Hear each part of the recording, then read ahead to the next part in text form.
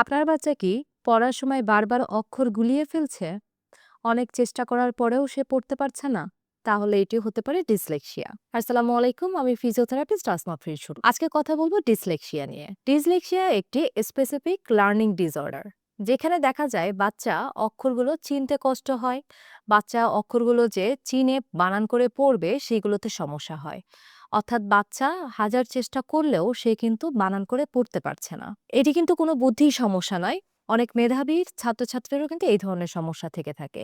এই সমস্যার কিছু লক্ষণ থাকে, যেমন বাচ্চা অক্ষর কিংবা শব্দগুলো উল্টাপাল্টা দেখে এবং দেখা যায় যে সে বানান করে পড়তে পারছে না, অক্ষরগুলো ঠিকভাবে সে চিনতে পারছে না এবং বারবার বানান ভুল পড়ছে। আপনার বাচ্চার যদি এই ধরনের সমস্যা থাকে, তাহলে এই ধরনের মন মানসিকতা নিয়ে থাকবেন না যে বয়সের সাথে সাথে হয়তোবা বাচ্চা এই সমস্ত কিছু ওভারকাম করে আসবে।